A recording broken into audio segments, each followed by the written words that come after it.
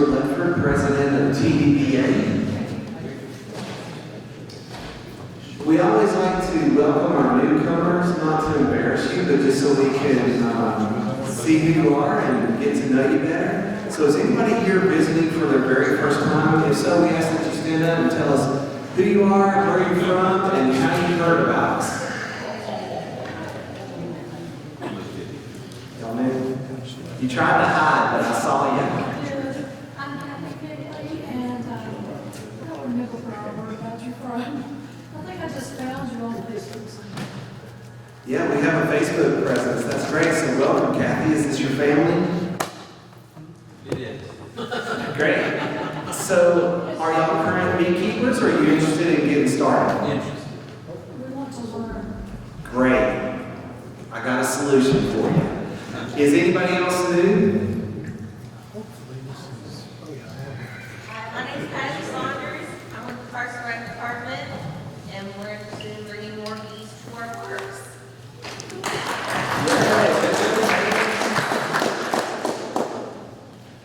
Are you with Hamilton County Parks and Recreation? Yes, sir. Yeah. So thank you so much. We're looking forward to working with you too. Yes, ma'am? I'm Mary Alco, and just project keeping, but she puts that I came to see if I can get some other ideas and get started again. That's great. We have a lot of people who try on their own and then show up and have a lot of fun. So you found us. We're glad you're here. Anyone else? Yes, please. I'm Gary, and this is the wife, Lynn Owensby. We're from East Ranger. We're originally from around Howard's in the world of around Knoxville. But we do live in East Ranger. Been keeping bees 60 years. Right now we're just pure hobbyists. We keep 120 colonies of bees. But we keep AZs and blow hives now just for fun. Did you say 60 years? Yes. Let's give that guy a round of applause.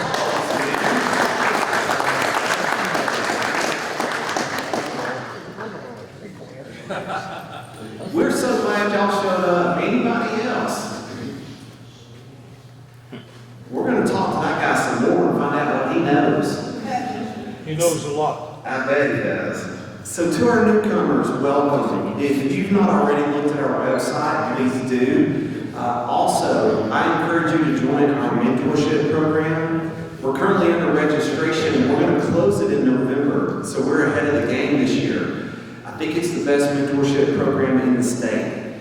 Basically, for about approximately $500, you're going to get a hive, bees. We're going to start the program this year with education and learning more about it. You'll get your equipment in the first few months of the year. And we usually have our bees delivered in March or early April. But what's so great is we have a class apiary, and we work together, and we have volunteer mentors that come out of this. And many of us have gone through the program, and it is great. So even if you try beekeeping, this is a great way to learn it. Quick show of hands, who has gone through our mentorship program? So look around. Look at how many of us have gone through it. So welcome. Ruth Ann and Randy, will y'all raise your hands or stand up? These are our two main mentors for next year, so go up and introduce yourself to Ruth Ann and Randy. Especially if you have already sent in your name to be on the applicant list, do introduce yourselves tonight so we'll know who you are. I know the beer maker and I know Myra, but that's the only ones that I know. And since we're talking about the mentorship, why don't y'all give us just a quick status of what's happening, because we've got a lot of exciting things happening for 2020 and wrapping up 2019. The status is we made an order for bees. We're going to have nukes this year. We're going to get them from Gary Hines over at Halliday. I'm also going to ask that we put his information on the website. He doesn't take orders until January 1st, but he took hours because we're requesting so many, and so he helped us out with that. He provided bees to the state for some of the state parks last year. And he's treatment-free, just really an interesting guy. I'm looking forward to meeting. And then Ruth Ann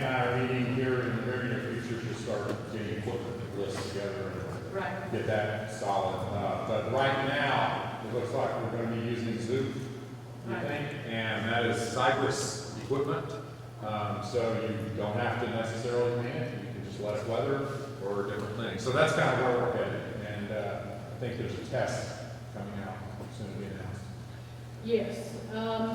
So we have 19 applicants for the mentorship program so far. We typically have more applicants than places in the program. So, you know, the way we've set up the entrance is that people will be asked to take a short test. And the answers can be found in Skinner's book called Beekeeping in Tennessee.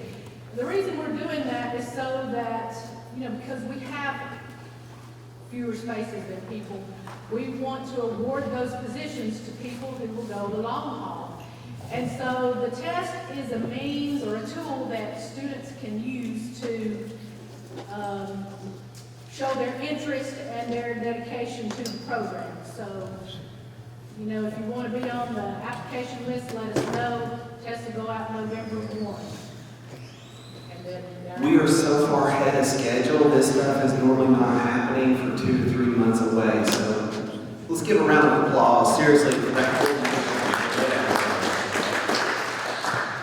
Overwintered Queen Nooks. Yes. Mike Studer recommended this guy. And we're going to be running deeps with medium supers with this new cypress. Really excited about that. So it's good that we're willing to change and try new things and adapt. Thank you so much. So I do have some important announcements. Hopefully everyone got the newsletter yesterday. If not, it's really important. It's got some really important information that's timely. So listen to what I'm about to say. If you're interested in attending Studer's state local inspector class, so this is kind of a commitment on your part. This isn't just another training class. By going to this class, you're basically saying you're willing to be an inspector in our area. You have to have kept bees for at least 5 years. The qualifications are in there. But the great news is that he's coming on Tuesday and Wednesday evenings, December 17th and 18th. Now, I know that sounds like the holidays, but if you think about that, there's a lull, there's a quiet time right before the holidays. And so we were able to get him. It's free. Please enroll within the next 24 hours because after starting tomorrow, he's going to start listing it with all of his others, and it basically opens up to the public. So anyone can come to our class. It's moving quickly, so if you want to be a local inspector, please follow the instructions. You send him an email with your name, phone number, address, and Hamilton County, and it says specifically how to do it. Yes. So it is actually going to be not here, but it's going to be at our Tennessee Agricultural Extension Center where we meet for the mentor class off of Bonnie Oaks Drive, and the address is provided. Any questions or comments about that? If you are a current certified inspector, let him know that. There's only 20 spots. But like, for example, I'm certified, but I'm just going to audit the class and retain my certification. I won't necessarily count as one of the 20 people. But he still wants to know that you're attending. Okay. Next thing, this is really great for our current mentor class.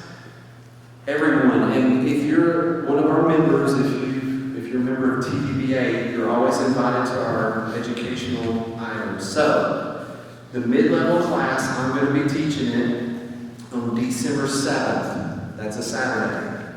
And it'll go from 10 to 2 o'clock. And we'll probably offer some kind of lunch, and if you want to bring some food or desserts, that would be great also.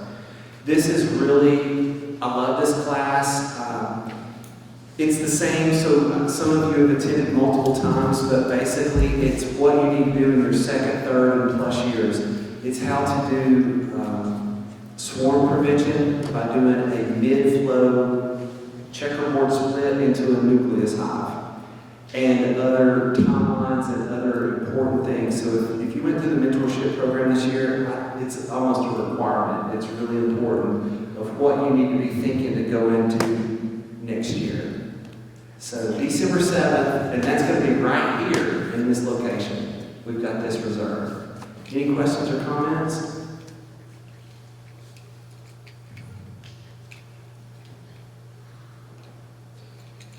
You'll also notice in the newsletter, in my article, that, and I'm sure that Howard's going to talk about it tonight.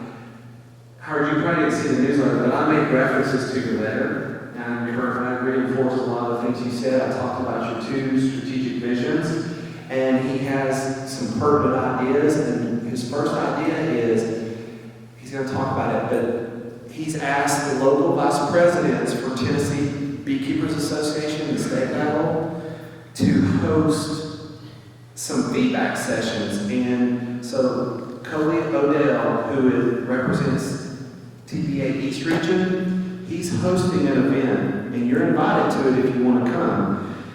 It's in Athens at the co-op where they have their main meetings. It's a big room. It holds over 70 people. It's really big. It's from 11 to 3 o'clock. They're going to have sandwiches and stuff like that. So if you're interested, please let Randy know tonight. We already have 3 representatives going. Randy, raise your hand one more time. Could they let me know through email? Would that work? Yeah. You'll have to give your email to them, though, if that's okay. It's in the contact information on the website. Just go to sign in, go to contact, look up Randy Overton, and my email information's there. Or I think it's also in the training section. Great. So that was the picture. Let Randy know soon, because we want to give Coley an accurate head count so they'll know how the lunch is to order. This is really exciting. I'm going to let Howard talk a whole lot more about it, okay, of why this is important. But for the first time, Howard, with his leadership, is listening and interested in what the associations need from the state. And so we're going to be able to get a lot of important feedback, and we really appreciate this new partnership and collaboration that we have. Just a few more. Next month, November, we're going to have Jennifer Schruda, our UT PhD, incredible new person. If you've not seen her, she is dynamite. She's awesome. We're so honored to get her because she is so busy. Do not miss it. Also, it's our annual business meeting. We're not going to be voting on any items. We do have officers, and I mentioned that in our article. I'm stepping down from president, so the presidency slot is open. If you want to talk to me about what the roles and responsibilities are, I'd love for you to talk about it. But this is an important time for our club. We're forming new relationships with Hamilton County Parks and Recreation. We're going to be supporting Howard in this initiative of sharing our ideas with the state. And I think there's a big opportunity with how we support educational programs in the school system. I personally have to admit, I've not done a super great job there. I think there's a great opportunity to develop STEAM, science, technology, engineering, something. Who cares about math? No, I love math. I did. I was calculus and physics, man. I like that. I'm a finance guy. So the presidency is going to be open. Doug is stepping down from vice president. Nancy is willing to continue as secretary, but anyone can run against anybody if you want to. Chip is stepping down from treasurer, but he's thinking about or wants to run for the vice president. So in essence, the 2 definite open spots are treasurer and president. You can run for any of them. If you're interested in running, see the 5 board members were the nominating committee and let us know if you're interested. So board members, raise your hand up so we can see who you are. Brian, Nancy, Chip, and Doug is not here tonight. So the 4 of us, talk to us afterwards if you're interested in any of the positions. We'll be glad to help you. Questions? Last thing, Chip back there, I want to thank him so much. He was one of the early adopters for getting the movie called The Pollinators to come to Chattanooga. And the way it worked, you had to go through a solicitation process with AMC, and we had to get 45 or 65? 64 people to pro-sign up with their credit card information. You don't get charged until the actual movie got confirmed. But Chip led that effort, and then at the state conference, they actually solicited other cities, and we won the bid. So it is definitely happening. I'm going to be there. I hope you're going to be there. There's still space. It's going to happen Wednesday, November the 6th at 6:30 at the Downtown Theater, the AMC Majestic 12. How much is it? $10. $12? $15. Do I have 20? It's a movie. I don't know, man. You need to order your ticket online to the Demand Film website, and there's a discount code you can use. TN1010. I've got a link. Worked out to be like $13 before the discount. Great.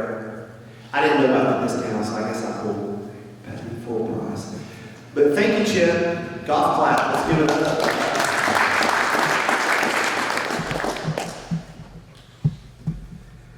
I didn't have it on here. I did not personally go to the state conference. I figured you're going to talk. You're going to talk about it some. We'll just leave it to that then. I was going to open the floor up and let Howard sculpt this message tonight. Before I introduce Howard, is there any other business that needs to be addressed? Any questions or comments? Yes, sir. Any books for the library? Right, so you brought the library tonight, which is a black box. Still empty. Only got 2 books. Yeah. Hey, it's a start. It's a great idea. Bring your books. He'll coordinate with you. You still get to own them, but he will monitor who has them, and you put your name in the front and phone numbers and things like that. It's a great way to share resources, and some of these books are very expensive. The bigger ones are a lot of money. Any other pieces of business? Did I miss anything? All right.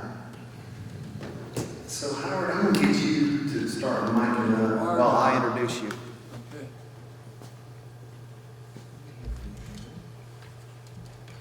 And then you press and hold on. And I'm finding that's a good place to stand for feedback right there. I need to stand over here if I can. Okay. Because I got my computer set up here.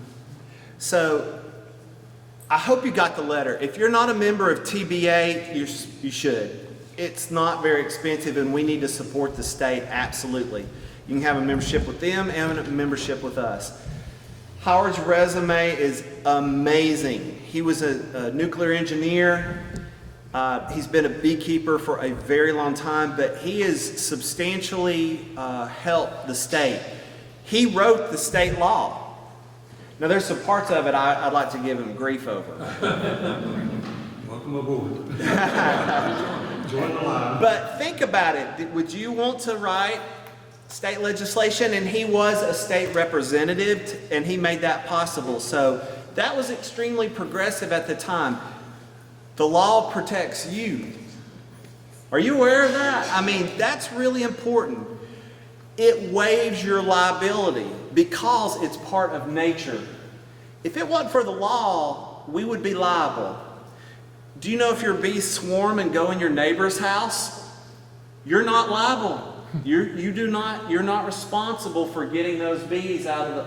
Now, it's good to be a good neighbor, but this is critical. This is what allows us to grow above 35,000 apiaries in the state of Tennessee. More bees, the better. More beekeepers, the better. And Howard made that possible, and I'm really excited that he has stepped up to lead us into the next phase of beekeeping in the state of Tennessee. So welcome. Thank you. Thank you very much, Stuart. Projector. We can be here tomorrow and I'll still be talking. So, somebody's going to have to be the timekeeper. When we're about 10 minutes out, you got to start doing this and say, shut it down. I'll do it. Okay, let me tell you why I came. I live up in Maryland, and broke down, friend Jim rode down with me. We made it just fine down here, got here 15 minutes early, and then drove around this park for 15 minutes trying to find out where this building was. But we're here. Now, why did I come down here? 2 reasons. I wanted to give you all an overview of beekeeping institutionally, as I see it, where I've been from, what I've been involved with. And more importantly, I want to show you some ideas that I've listed.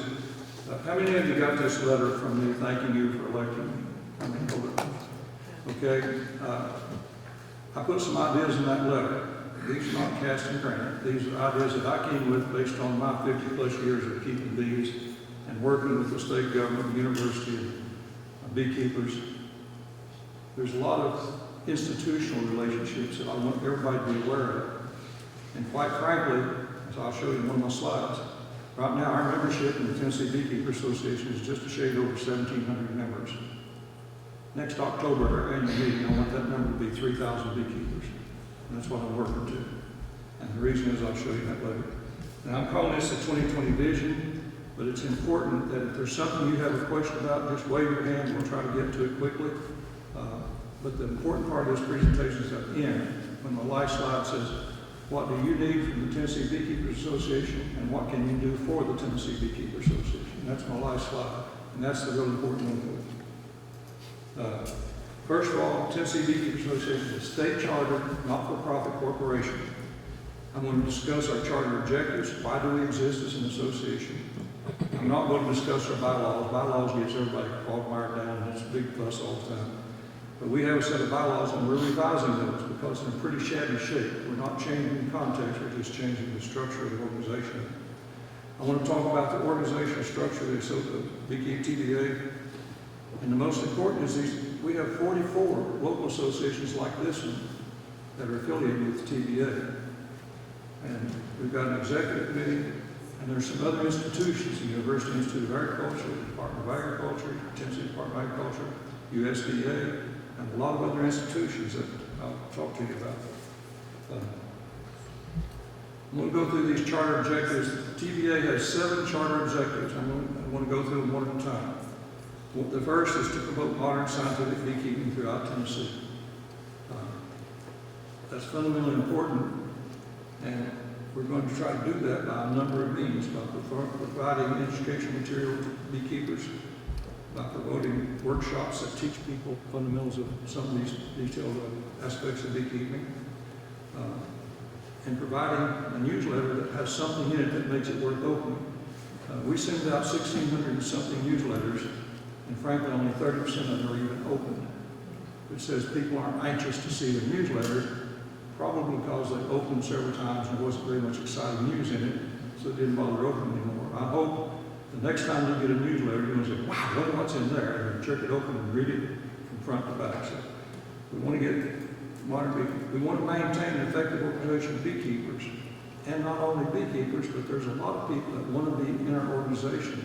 They don't even have bees. They just know that bees are important and they want to be part of the organization. You can pay a dues and join. If you never saw a beehive, you don't want to have any bees. You can still be a member of the organization. Why is it important to have this network? Because, as I'll show you a little later, there's a lot of important aspects of beekeeping that we don't control. There's a thing called the Tennessee General Assembly. They can pass a law that can pretty well shut us down, or pass a law that pretty well keeps us running wide open. And it's imperative that we have good relationships with our legislators. How many of you in here know the name of how many of you know the district, the state legislator in the House district you live in? Who of you knows that?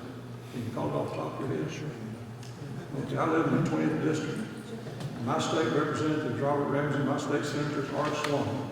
I challenge each of you to go home and find out, look on where you live, what district you live in, and find out who those people are, because there'll be a time in your future when they'll be calling on you, especially if Stuart wants to get some changes in that law.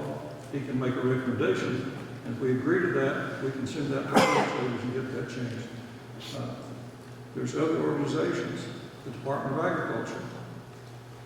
I wrote the Acre Law in 1995, and it had specific objectives, which I'll describe briefly, but also the department can promulgate regulations, which means they take what the law says, and they can make up For example, I'll give you one example. The law says that hives contaminated with American foulbrood disease can be treated by means approved of the state apiarist. That's Mike Studer. Well, Mike Studer now he's got one solution to foulbrood hives, burn them. Okay? Used to, we tried to treat them with antibiotics. Used to, I even, at one point in time, I persuaded the State Department of Agriculture to buy ethylene oxide fumigator to try to sterilize equipment so you didn't have to burn it. But then the EPA banned ethylene oxide sterilant gas, so we had to have it. Another objective. This is one of the reasons I'm here, to find out things that are important to beekeepers, issues. I'll tell you one in Upper East Tennessee, it's a red hot issue, and that's adulterated honey. We've got honey on the shelves of the stores up there, particularly Gatlinburg, Pigeon Forge. It's never seen a beehive in the United States. It's coming in there and it's labeled Tennessee Mountain Honey, and it's garbage. You taste it, you would it. And yet people are buying that, taking it home with them, and the next time they come to Tennessee, I'm not going to buy that junk honey. So it has an economic impact on beekeeping here. Another matter that's very important is to inform the public about the importance of our honeybees in the production of fruits, vegetable seeds, and hive products. Pollination. I want to tell you that the original organization in Tennessee was back in the 1920s called the Tennessee Honey League. And that thing progressed and eventually evolved into the Tennessee State Beekeepers Association, and that continued on up until the late 1980s. And something happened then. It was a thing called Varroa. Okay? And I draw the timeline for beekeeping in Tennessee as before Varroa, started back down the way down there, back in the 17 and 1800s when the bees were kept in hollow logs or they're kept in box hives, up to the 1800s when we got Langstroth hives. And now we've got Varroa. And the world has turned upside down in beekeeping. Everything's really changed in a major way. So it's before Varroa and after Varroa. And what happened in that period of time, before the Varroa era, we had focus on honey. When any beekeeping association got together, all they wanted to talk about was how many pounds of honey made per hive, what flavor honey, how do you sell your honey, what price do you get. It was all honey, honey, honey, honey. And that was fine because we didn't have any real problems. In fact, we had a very good program called the Tennessee Honey Queen Program. Chattanooga often had very good honey queen candidates. And the young ladies who selected as our state honey queen went around the state promoting honey and uses of honey. But suddenly we found that we had been talking to ourselves about the importance of our honey to each other, that we forgot to go out and talk to the public about the real importance of bees. And you'll hear me say this, you may disagree with me, but I will tell you, the reason honeybees are important has nothing to do with our honey production. What it has to do with the fact they pollinate an enormous amount of plants on this planet. In fact, there's a scientific journal article recently that declared the honeybee is the most important animal on the planet because it supports so much of the rest of the life forms on the planet. That's important. But if we get together as a bunch of beekeepers, I'm not going to talk about, hey, you know, my bees went out and my neighbor pollinated 10,000 clover blooms. That's not important to the rest of the stuff. It's important for our neighbors to know that. And I was at a conference down in Franklin on Friday. Jim and I went down to that conference. It was called Tennessee Ag Leadership Conference. We had a speaker there that made a point that I'd never thought of. We can go out and talk to people about how important our bees are. Our bees are important because they pollinate crops and they pollinate and make fruit and vegetables. And this guy said, wait a minute, you'll never get people's attention until they're that. You got to scare them. Fear is what gets people's attention. Go out and tell them. If you don't keep bees, if we don't have bees, you're not going to have those fruits and vegetables you like to eat, so you better make sure we keep bees. That'll get their attention, it'll help them. But that's an important objective, and you'll see that in one of our activities we're planning. We want to maintain good relationships with others in the U.S. and other countries who are working on beekeeping, and ensure we have adequate population. This is important, very important. I heard y'all talking about your youth programs, right on target. We've got to encourage and teach young. I'm 78 years old. I'll be lucky if I'm keeping bees. I'll be lucky if I'm keeping bees 5 years from now, and 10 years is a bit of mystery for me. I doubt I'll be doing that, but be lucky if we breeding then. But I want to tell you what we've done in Blount County along that line. Our Blount County Beekeepers Association worked with the mayor. We have a county operations center where our highway department and several county officers are located, a lot of acreage. And the county's decided this is an important message our kids have to see. So the county, at their own initiative with our county agent and our Beekeepers Association, we are developing a pollinator garden on the operations center. The county paved a nice road out. They put a nice little fence around the garden, and they put a gravel area for us to put our bees. And what Mayor Mitchell says is every student coming through the Blount County school system will visit that pollination center at some point during the year. And they're going to bus them out there. The beekeeper associations are we're going to have people manning that. We're buying 25 little bee jackets for the kids, and we're buying a few for adults. But we're setting up that as our major youth outreach. Plus, we do a lot of visiting schools and talking to them about bees. And we want to promote the excellence in production, marketing, and hive. Honey is important to beekeepers, okay? At one time, Gary and Gray Hogg and Tommy Gill and I, we were all working together. I had 300 colonies of bees. I was producing 50 to 60, 55-gallon drums of honey a year. You better believe I was interested in marketing honey. Now I've only got about 100 colonies of bees, and I don't make enough money to feed all my customers right now. Now, I want to talk a little bit about State Association's organizational structure.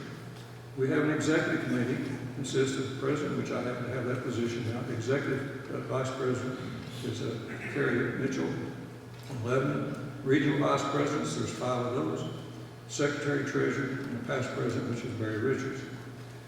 You have members, depending on the number of members you have in TVA, you're entitled to a certain number of directors. And those directors convene in the spring and in the fall. The fall meeting is right at the convention, right before the convention. That's the organizational structure. It's important that whoever is your director from your association is plugged into the issues, and I intend to make sure that happens. Unfortunately, in the recent past, a lot of the activities going to be discussed in the directors' meetings are not really known too well until you get there. And it's hard to discuss them if you didn't get prepared for it. So unfortunately for you who get my emails, you'll be getting a lot of emails over the coming months. Now, this is the names. I don't expect you to see that, but I put it in there to remind me. If you look on the back of the next newsletter that comes out, you'll see that list of people on there, including our editor. Now, I want to talk a bit, and this is hard to see, I know, but we've got 44 local associations. There's East Tennessee has a North region, which has about 8 associations. The total number of TVA members in that group is 197. The Southeast, which includes this association, you all have 57. So I didn't get the total number in there, but you've got a large number in that southern part. It's 300 and something members. Now, the reason I broke it up into the 2 parts like that is to give, we've got Wendy Brown is the vice president for Upper East Tennessee, Northeast I'm calling it now, and Coley Odell is the Southeast. And Coley will be here to visit you this year.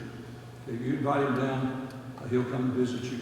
And also, he would very much, and I would very much like to have your group from Chattanooga here, your association, come up to Athens for that regional strategy meeting that we're having. I believe the one here is the 9th of September, right, Stuart? Not September, 9th of November, so September would be a little late. And likewise, Middle Tennessee. Middle Tennessee has a very large population of bee associations. This group up here in North Middle Tennessee has 391 members, and TVA, and the bottom group down there has 480. Now, I want to point out something to you, and I'll come back to this in a moment and discuss it. If you look at the Nashville area, if you see the Nashville area, they've got 28 TVA members. You know how many members there are in the Nashville Association, local association members? 500. 28 on TVA. Gene Armstrong is the president of the Nashville Association, and when I showed that to him, I said, "Can't you do better than that?" And he said, "That number will change. We expect it." We'll talk about that. And why is it important? Why do we only have 28 members from Nashville when they've got it? When you go to one of their meetings, it's a big crowd. They have a lot of people. West Tennessee is sort of interesting. You usually think of West Tennessee as the big agricultural region, and you'd think there would be a whole flock of beekeepers out there. and they're out there, but they don't join associations. And the reason, I like to call a spade, the reason they tell me is because look at the program in Cookville this couple of weeks ago. There wasn't a single person from West Tennessee involved in that program. You had people from Middle Tennessee and East Tennessee, but nobody from West Tennessee. You don't even know we're out here. That's going to change too. I'm going to spend 2 days in West Tennessee with that group. They've only got 181 beekeepers in all of West Tennessee. That's not acceptable because there's probably 4 or 5 times that many beekeepers out there. And there's a lot of big beekeepers out there because there's a lot of big agriculture out there. Currently, we've got, like I said, a little over 1,700 members. Here's another interesting fact. Of our 1,730-some members, I think it is, we have about 130 of them that don't have email. You said, how in the world would that be? But you go to West Tennessee. I was talking to one of the officers of one association. Now listen to this, believe it or not. Is anybody in the county agent's office here?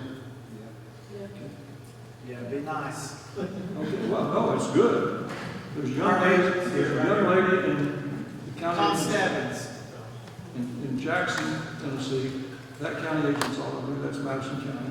That county agent's office, she's the dispatcher for emails going to a couple of the officers out there because they're so far out in the boonies they don't even have email. So they don't have Wi-Fi, they say. So you hear this talk that the governor talks about getting the rural areas of the state brought up in the modern era, just trying to get Wi-Fi in all the regions of the states, unfortunately. I want to point out this thing here about the local association dues. There are several associations, like Nashville, where you come in and they say, okay, you want to join our association? You say yes. But you also want to join the state. It's an option. It's either or. There's other associations, and I'll go back to Middle Tennessee. Wilson County, they have 175 members of TBA. How many members do you think they have in their association? 175. Because when their members come in and when new beekeepers come in and you say, I would like to join the beekeeping association. You say, great, our dues, in Wilson County's case, our dues are $20, 10 for Wilson County and 10 for the state. And I'm encouraging all local associations, this is not an edict because I have no jurisdiction to tell you to do anything. But I will ask you to consider recognizing that if a new beekeeper comes in here, they're going to benefit from TBA, whether they're a member or not, because we're doing things to cater to all beekeeping. But we would like to think if we had more members joining it, give us more avenues to use resources to impact beekeeping. That dues structure is a major impact, and that's one of the things I'm going to ask all the local associations to consider. And several of them already told me they're going to do that. They're just going to change the rules. My goal for 2020 is, in fact, to get 3,000 members. Now I want to talk a little bit about what I call the bee triangle. We've got our bee associations, which as far as I'm concerned, from the bees' point of view and the beekeepers' point of view, our associations are extremely important. They're the most important part. And we gain support from the Department of Agriculture on the one base corner and the university on the other. I'm going to talk about those a little bit. Talk about the acre section. I wasn't going to stand up here and read it. If you know about legislative bills, they all have a preamble that says, what's this bill all about? And I will tell you, since I wrote that, and Gary knows Gray Hall very well. Gray Hall and I sat in my office in Nashville and wrote that Acre Act. And the preamble says, you can look up on the Tennessee Beekeepers Association webpage, and you can see the Tennessee Acre Act. Read the preamble, what it says. The purpose of the acre section in the Tennessee Department of Agriculture is to assist beekeepers in maintaining an adequate population of honeybees throughout the state. It's not to try to put us out of business, it's to try to help us stay in business. And they're given that regulatory capability because there are occasions when they do need to regulate some things. There are some situations. And a couple other points. You must use movable frame hives. There's a reason for that. How many of you have ever seen an American falcon? Hold up a minute. Okay, it's a memorable smell, right? It's like smelling a skunk. Can I describe how a skunk smells to you? It's hard to do. I can't do it. But if you ever smell American falcon, it's like remembering a skunk. You'll know it the rest of your life. Well, unfortunately, an awful lot of beekeepers, those in here who didn't raise their hands and haven't smelled American falcon, How would you know it's American foulbrood if you get this strange odor coming out of your hive? Every fall, when we have a good fall flow, every fall, when goldenrod masters in bloom, I get telephone calls. Howard, something must be wrong. I'm afraid my hive's not foulbrood. There's a terrible odor coming out of the hives. Well, that's fall blooms. That's nectar from fall flowers. Foulbrood has it's a skunk odor different from a flower odor. But for that reason, in Tennessee, you must keep your bees in movable frame hives. And if y'all were at the state conference in Cookville a couple weeks ago, we had a speaker, Leo, talked about the horizontal hive. It's a movable frame hive. They didn't used to make a jumbo hive, had great big tall frames. They were still movable. You can have the Kenyan hive. I mean, there's a lot of designs, but the key is they have to be movable frame. Why? So that state inspector, if we have an outbreak of foulbrood, and you've got bees, and right over here, half a mile away is a guy that's got American foulbrood, you'll want to know about it. And the only way the state inspector will know you've got bees over there, he pulls up the registration file and says, oh, we've got a beekeeper right over here. So that's one. It's a mandatory registration. It is required by law in Tennessee. You must register your bees with the Department of Agriculture. You can do it online, fill out the form online, or you can use, let's see, I laid all this stuff out here and I'm where I'm leaving. There's an online registration form and I have a real form here somewhere. I don't see it, but I've got a paper form.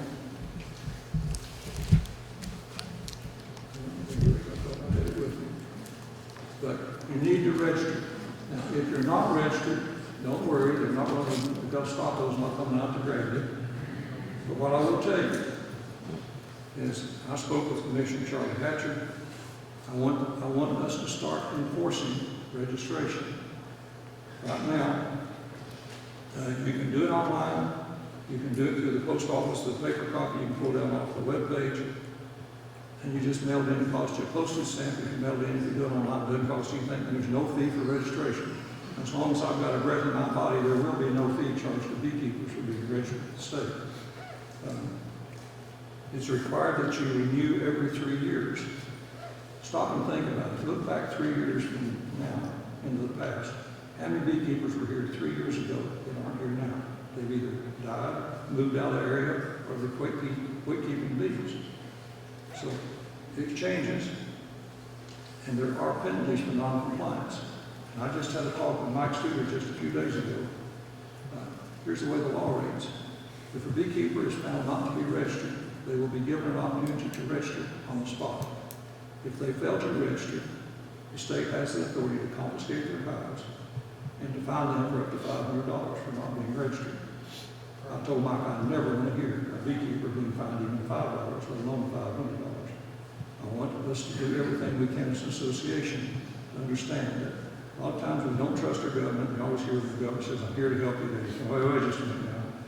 Well, I'll tell you, in this case, the intent absolutely is to help the beekeepers. That's, if you go back to the Apiary Act, if you don't know it, pull that down off the internet and read it, and read that preamble. It says they're there to help us keep our bees. Okay? So now, I want to show you some data. This is Mike Studer's data. I've got a copy of it right here. I thought I don't have that. He's got it for several years. This is historical timeline, but right now in the state of Tennessee, the number of registered beekeepers, as of our conference in Cookville a couple of weeks ago, was 6,832 beekeepers are registered. The number of those that are new beekeepers that registered in 2019 is 1,505. How many of you are in here that registered for the first time this year? Great, thank you. Good job. Now, Howard, as part of our mentorship program, we register people with the state. and let me tell you, I like to also tell the facts sometimes when they're not so pleasant. That online registration form, you go all the way down to there filling out things, and at the very bottom of the form it says, if you're going to submit this online, do it in PDF or some format. They specify a format, but that's not the format it's in when you fill it out. So when you click to change it, everything goes blank and you have to do it again. I jumped online and told him, get busy and get that form updated. Put that message at the top at the very least so people don't waste all the time. But the number of registered colonies is 35,557 colonies. Now, I didn't do this arithmetic yet, but I'll assure you it's going to be done before the weekend's over. Think of this. Who knows how many acres does a hive of bees forage over? Anybody know a good number? How many acres? How many thousand? 5,000 acres, 8,000 acres? 1 acre per hive. Well, 2 acres per hive is what's, if you don't have any other bees, there are 2 acres will feed a hive of bees. But a hive of bees typically, because there's usually more than one hive in the area, will forage over 8,000 acres of length, a mile and a half rate. Do the arithmetic. A mile and a half to 2 miles is the forage range of a honeybee. In fact, I will tell you, back years ago, the USDA did a study out in Arizona where they have irrigated plots. They wanted to know how far could a bee fly to forage. And so they had an irrigated plot with plenty of blooming plants for the bees. And they took a hive of bees and had it right at that plot. And then he moved it back a half a mile, and they're still foraging. Moved it back another half a mile. They got up to 8 miles away. And the bees couldn't make it because just imagine they're in an airplane. They fuel up when they leave home. They fly out as far as they can go. And when they run out of gas, that's as far as they go. That's 8 miles. And if they don't tank up with enough fuel to make it back, they won't make it back. They'll fall and die. So don't ever think of 8 miles as a forage range. A mile and a half is a normal forage range. And if you look at the number of acres in a mile and a half, it's a pretty good chunk of land. What I want to do, I haven't done this, Gary, it's been a good thing. You're good at researching things. I want to look at how many acres of what I will call forested or agricultural or forested land there are in the state of Tennessee. I'm not talking about highways or houses, but how many acres of land in this state, and divide that by 35,000. That number of acres, it's going to be some millions of acres divided by 35,000, and see, divide 35,000 by that number of acres and see how many hives we have per acre. We don't have enough bees in Tennessee by a long shot. Years and years ago, we used to have many times more than that number of bees. The number of bees in this state today is drastically reduced. There's some other TBA roles. How many of you produce? I can't remember. I think it's 500 pounds. I can't remember the number. There's a threshold at which you don't have to have honey house. You can process it in your home, in your kitchen. But if you have more than this amount, you've got to have a honey house. And if you sell it commercially in a grocery store or something, you have to have approved honey house. There are a set of honey house regulations. And if you're going to sell honey, how many of you in here have a goal or are now selling honey commercially in outlets, retail outlets? Okay. You need to know about the honey house regulations and make sure that you have a honey house that's been approved. There's also labeling rules. This is an alligator of all proportions. Labeling rules have to do with how many ounces you have in a jar. If a quart of honey should have 48 ounces. If you got 46 ounces in a jar and your label says 48, you can be fined for not underfilling your jar. So I always put on my quart jars 46 ounces on my label and then fill them up to above the rim, above the fill ring, because I don't want to have a problem. But there's labeling rules about what you can put on the label and what you can't. And the most serious labeling rule we have right now has to do with adulterated honey. Now the problem with that is this guy in Del Rio, Tennessee, Strange Honey Farm. The guy, I don't mind saying, I'll say it right in his face when he's here. I've got a spotter to watch his place. And you know the AE State of Pollinator line sends out 4,000 gallons of corn syrup, high fructose corn syrup in a big tanker truck. You see the big stainless steel tanker trucks running up down the road with transport services? That tanker truck got 4,000 gallons of high fructose corn syrup. It could be going to Coca-Cola plant, it could be going to a bakery, or it could be going to Gary's place. And technically, to turn out the volume he's turning out, and if he were producing that honey, he'd have to have thousands of colonies of bees. But he's not. So I bought one of the jars of his honey in Pigeon Forge, sent it off to a testing lab in Texas, came back 97% corn syrup. Guess what? You know what the price of corn syrup is? It's less than 50 cents a pound. What's the price of honey wholesale? Much more than 50 cents a pound, several times as much. I sell my honey bulk wholesale at $4.75 a pound. So compare that. If I put real honey in a jar, I've got 3 times $4.75 in the contents of that jar plus $1 for the jar. His stuff is also in the herb fair here in Chattanooga, and that prides itself on being organic and natural store, but it's on shelves really high. It's deep markets honey all over the southeast. It's terrible. Now, we got him on the corn syrup, so what did he do? I'll tell you another thing, if you're interested in getting cheap honey. Used to, China exported thousands of tons of honey to the United States. We have a big sweet tooth in this country. We have a lot more honey than we produce in this country. China was exporting thousands of tons of honey to the United States. So our food and drug people tested at the port of entry, and they found much of the Chinese honey was loaded with illegal chemicals, pesticides, and so forth. So they stopped the Chinese honey. So what happened? Vietnam, who had never exported honey to the United States, suddenly started exporting thousands of tons of honey to the United States from Vietnam. Well, the Chinese are pretty clever. They put it on a boat, ship it around to Vietnam, relabel the ship, and send it to the United States. And it's still coming in. You can get that stuff at under $2 a pound. And so now, we got him now because now he's getting Asian honey. And he's looking at the Asian honey yesterday. So that's actually on the Netflix show Rotten. That's exactly what you just said. That's right. It talks all about it. Now, here's the point. The Asian honey comes in. Other than that, there's 3 or 4 methods for testing honey.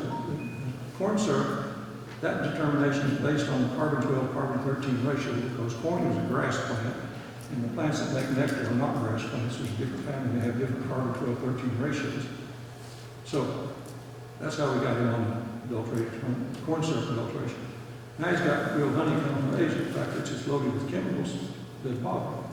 But it's still honey. Carbon-12-13 ratio, it passes that test. But if you look under the microscope at pollens, and believe it or not, there are people in this world who can look under the microscope and say, oh, that's tulip poplar pollen. Oh, that's white clover pollen. Oh, that's maple pollen. It's very distinctive pollens. And we have experts, one up at Morehead State College in Kentucky, one of the best experts in pollen analysis. So what he did, he started getting this imported honey. And that wasn't doing. Well, we said, okay, look, we can test this and see the Asian plant honey. So it's not, your label is, it's not Tennessee Mountain honey. Okay, his first defense was, well, name of my honey company is Tennessee Mountain Honey Company. I can put that on the label. There's a thing called a misleading label. At any rate, the bottom line is, now there's a process, if you know about diametric earth filter, that's what sous vide does to their honey. If they do it so they get a long storage shelf life of their honeys that granulate quickly. If you've got particulates in your honey, it'll granulate quickly. If you take those particulates out by using diametric earth filter, that honey will sit there for years and years. It won't granulate because there's no nucleation sites for that supersaturated solution to granulate. So now he does this. He filters his Asian honey through a diametric earth filter and has local beekeepers collect local pollen so he can dump it and stir it up. And now you look under the microscope, hey, that's got tulip poplar, that's got. So it's like a cat and mouse game where the cat lunges and the mouse moves. The cat lunges again and the mouse moves. Well, I'm going to get a bigger cat. I'm going to need a bigger boat. Now, the next thing, how many of you know about the TAEP, Tennessee Agricultural Enhancement Program? Okay. That's a very important thing to know about. If you have any aspirations for expanding the scope of your operation, you can apply for a TAEP grant. You can get a matching, you can get money. My memory, I think, is $20,000 as a matching. I don't remember for sure. But you submit an application, and if your application is accepted, they'll give you money, and you have to put up some matching money. And I've got a friend, Tommy Gillen, just got one of those, Gary. He's built a new building up there, and new money processing equipment, all that bunch of. He spent a ton of money of his own, but he got a ton of money. And also the state's putting observation hives in state parks. Do you all have any observation hives down here in state parks? Okay. Department of Agriculture is anxious to see that increased. Now let's talk about the University of Tennessee Institute of Agriculture. There's academic courses. Of course, they do teach people about entomology and plant pathology. There's research programs. If you haven't met Dr. Laura Russo, she was recently hired in March of this year. She's the native bee specialist. And there's something else I want to tell you. Beekeepers should know an awful lot about honeybees. We all ought to be really knowledgeable about honeybees. But we're sort of hypocritical if we go around and say, bees are very, very important because they pollinate all these plants. And yet, how many of you can tell me the life cycle of a bumblebee, or a carpenter bee, or a miner bee? I couldn't myself. I didn't even know the following fact, that 70% of those native bees live in the ground. So, and you ever see these boxes of soda straws they put out? That's a good use for plastic straws, I guess. In California, you can't do this, I guess, but you put out some plastic straws and bees go in there and make nest. There's a lot of native bees. There's 400 species of native bees in Tennessee, and they contribute greatly.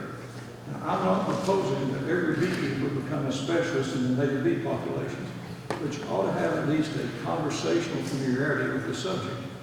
Know what kinds of bees. So I would challenge you to invite Dr. Laura Russo to come down here at some point and give you a program on the native bees of Tennessee, and let her tell you about those. And they'll come back around on something else I'll talk about a recent agreement with Tva. I don't know if you all are aware of this, but we had a major development with Tva on the management, land management and Tva. They're willing to sit down with us and discuss better ways to manage TVA lands to better enhance the pollinator population. Extension service. Dr. Jennifer Cerruta, Mike Stewart said, that lady is 2 thumbs up and both toes up. It is unreal. That lady is phenomenal. She's young, she's energetic, she's extremely knowledgeable, and she is point direct right on the subject. And if you ask her, will you do this in 4 minutes, she'll say, I'm sorry, you'll have to do this. Or say, I've got this many obligations, I can't do that right now. So don't be offended if you ask her to come and give a program and she says, I'm sorry, I can't do it now. Put me on the calendar for 6 months from now. Because her schedule, I thought my schedule was busy. Mine looks vacant compared to hers. Her main job right now, her boss is Dr. Robert Burns, the Dean of Extension at UT. And even though Robert and I are sort of going like this about her assignment, I had an idea that she'd be more involved with the beekeeping association. And Dr. Burns' idea is, and since he's the boss, guess who carries the weight? He wants her to focus on the master beekeeping program and working with county extension offices. Because Robert Burns' concept is that in every county, that extension agent in every county should be working closely with that association. Are you the extension agent for this county? Thank you for being here. That's what Dr. Burns is expecting of every one of his 95 extension offices, to have somebody there that works with the beekeepers. And you've also got the 4-H program. And I brought with me this thing here. Problem with the lady in the paper, I can't see them. I left my glasses on. I had to have Jim with me. I couldn't see the signs. I forgot to put my glasses. This is a proposal that created Private Sturgeon University. This is what I call the Pollinator. It's the Pollinator Research and Education Program. This is what I fought for 2.5 years to get Jennifer here. And finally got her here. And this is what I wanted her to do. And there's a man at UT named Randy Boyd who has to be the president. And he didn't see quite that eye to eye. And then Robert Burns said, well, she hired into extension, she'll do what I wanted to do. I said, wait a minute. This is what we really need. So I have to tell you that this is one of the tough parts of being the president of TBA. I spent, last Monday, a week ago today, I spent 3.5 hours with Dr. Tim Cross, the Chancellor of the Institute of Agriculture. And he's joining our association because I showed him what we wanted to do. And he says, now this is phenomenal. I want to be in that association because I want you to keep me appraised of what we need to do and what's going on. And I explained our issues that we need to address, and I'll mention some of those later, but I told him I really thought we need to look hard at this program and make sure that's what we do. So I spent a hard time Saturday afternoon from 4 o'clock until about 8 o'clock. I sat in the skybox at BT with Dr. Burns. We talked about a lot of things, but we also watched a lot of football, a good football game. But Dr. Cross is very much on board with us, and he's told me in no uncertain terms, I'm going to work with you beekeepers, keep it on track. Now, I want to talk a little bit about our existing activities. And here's what, and again, I wish everybody who's a past officer in TPA were standing here with me, because I'd say the same thing with them here. Here's what you get if you pay your $10 dues. You get a bi-monthly newsletter. Not a heck of a lot in there. If you see the North Carolina newsletter, You know, you get North Carolina's newsletter, it's like getting a copy of Meetings. It's got a lot of stuff in it. We have 2 directors meetings, one in the spring and one in the fall. And usually what happens, everything's already cut and dried by the time the directors show up, unless they've been involved in the development of the issues.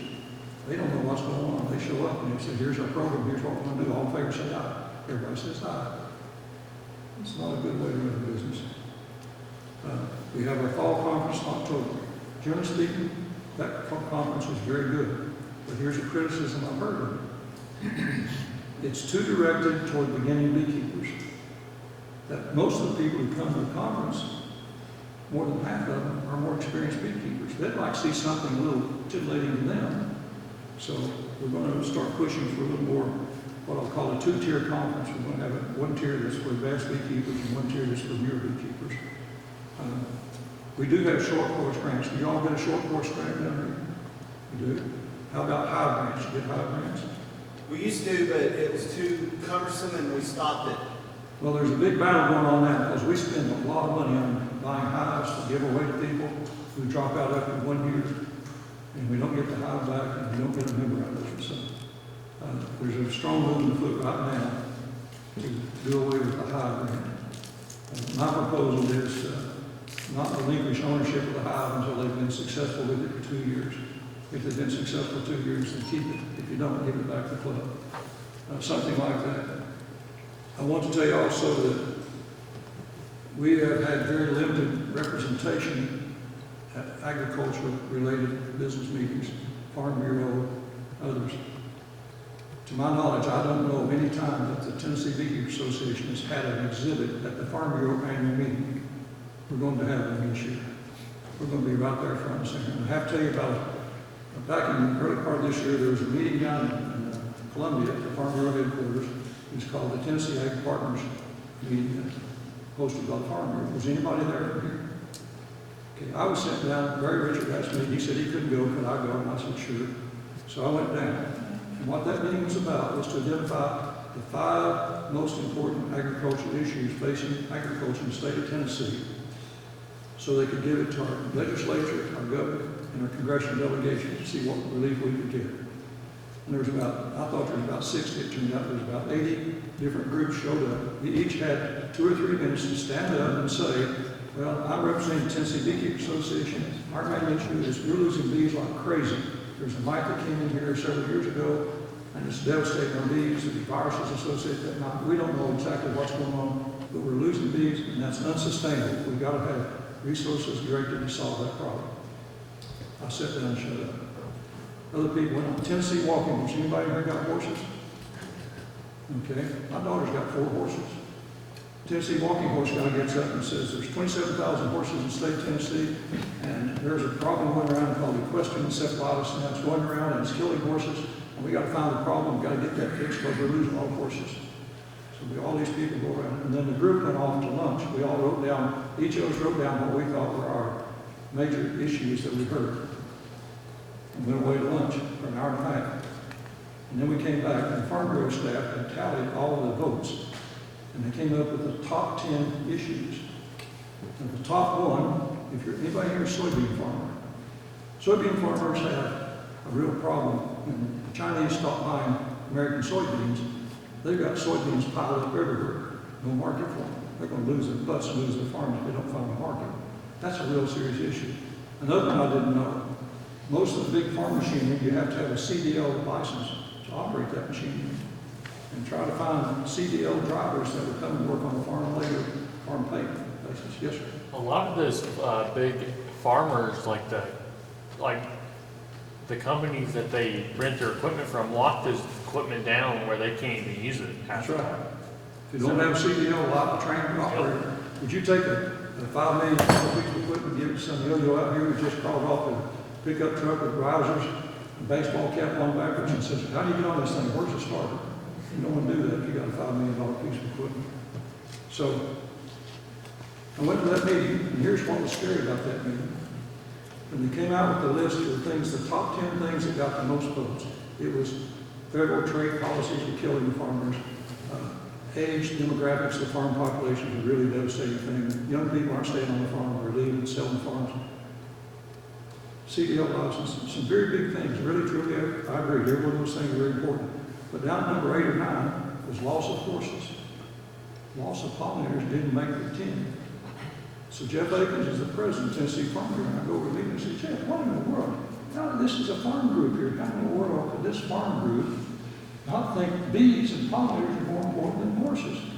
He said, well, Howard, actually, my staff told me we should have put bees on there, but I overrode them and told them no. And I said, why in the world did you do that? He said, well, Howard, the Farm Bureau's major constituent group are farmers. They're the ones that keep the Farm Bureau in business. And he said, farmers view beekeepers as their arch enemies because beekeepers are always accusing the farmers of killing the bees with pesticides. And I said, oh my gosh, if that's true, we have to get our beekeepers and farmers together so we learn we're partners, not adversaries. And that's a mission we got. 10 minutes, Howard. 2 minutes? 10. 10, I'll hurry. Here's the proposed activities we got. I want to have these regional meetings. That's listening meetings. I want to try in the last 3 minutes to hear listening here. Hold that back up. Anyway, this is important. This is where Dr. Cross at UT. I want to have an online library so that any beekeeper in the state, member or not, if they got an interest in some issue, they can get on the online library and pull down a video, a how-to video. And Dr. Cross informed me, well, Howard, we've already got dozens of these things already around. And he asked Dr. Shoemaker, where are they at? He said, well, they're piled up somewhere. I don't know where they're at. They should be online. We should be building that library. One of the things I want you to do is if you'd like to have some 30-minute video presentation of some aspect of beekeeping, taking off honey, extracting honey, packing honey, whatever, assembling a hive, supering a hive, whatever you'd like to do, let me know about that, and we'll put that on our list of potential courses. But we'll do that and make those available to people.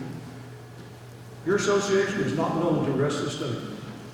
If I ask them, where's Tennessee Valley Beekeeper Association? I don't know. Probably in the valley somewhere. We got to make that. Your association needs to be represented at the state meeting next year in October. And I want you to bring a poster about your association. Your project that you have here with the schools, everything that you do, what's your youth outreach, what's your main public educational forum, we need to know that. We're getting a 501c3. Your association went through that recently. The guy who did it for you contacted me. We got that working just fine. Main reason I want that because I know a lot of places I can call and ask for a grant and they'll give us a grant. And we'll have money to fund projects at UT that we want UT to do. We'll have money to pay them for having workshops in the 5 regions of the state. We'll have bee disease and pest workshops. We'll have other workshops about things of interest to beekeepers. And we'll participate in the Applied Research Project Institute and with other universities and with the Department of Agriculture. Especially if we're putting up the money to get involved. I want to have an advisory group to work with the Department of Agriculture. How many of you are happy with the acreage section? If you call Mike Studer, if you call him today, you get a call back in the next hour or two. Say no more. I was in a meeting with Commissioner Hatcher and Mike was sitting right beside it and I said, he said, Howard, what do we need to do to improve acreage section? I said, well, you need to get somebody to answer the phone. They can call and not wait anywhere from weeks to months to call back. And Mike spoke up and said, yeah, Commissioner, I've got calls from last fall I haven't answered yet. This was in February this year. Would you sit next to your boss and tell him you hadn't done your job for months? But Mike's got a mission impossible. He's got 95 counties and 6,000 beekeepers to respond to. This is also important to develop and distribute these public outreach kits. I want to ask Dr. Burns to have these kits available in every county agent's office. So a group that wants to, if you're a beekeeper and you don't have an association, we got members of our association right now in every county, one of the 95 counties. You should be able to go to your county agent's office and say, I'd like to check out the Pollinator exhibit and carry it out. So you can go to the Farm Bureau meeting there in your county or whatever, a school group, and talk about the importance of honeybees and other native bees for pollination. Collaborate with county extension offices and engage agents in association activities. We got your agent here, that's correct. Are you a beekeeper also? No, no. Thank you especially for being here.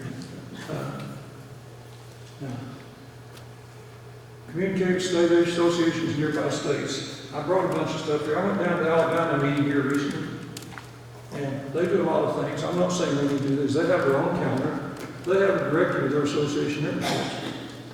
Tennessee TBA defends that library of email addresses like it's Fort Knox, and they don't want anybody to have a key to it.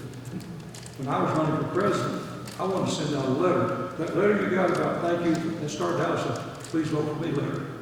And then I asked them to let me send it out to America, and they said, no, we can't do that. I said, wait a minute, communication is essential for education. We're going to get that set up so that if you've got a subject you'd like to present to all the members of TBA, you send it to me, I'll consult with the executive committee, we'll review it and see if there's any way. You won't get our distribution of emails, but your mail won't be held up, it'll go out. If the majority of the executive committee agree, it'll go out. If you want to get the pollinator film, that's it. If you don't know what that is, it's about migratory beekeeping. And it's not what we do here. We're hobby beekeepers, sideline beekeepers. But I do move 100 colonies of bees to South Georgia every year and bring them back in spring. So here's my last question.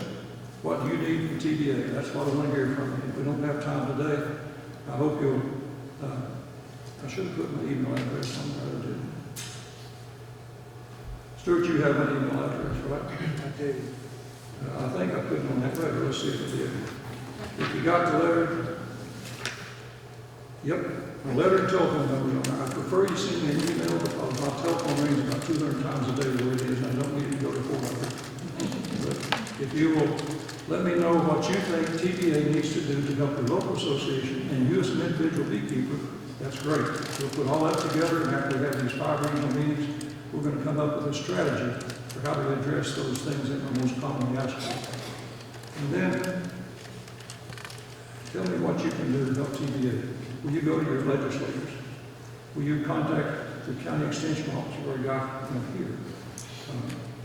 Will you commit to go to a school and talk about the importance of bees, which is an outreach effort that's important. So that's all I've got. So, any questions?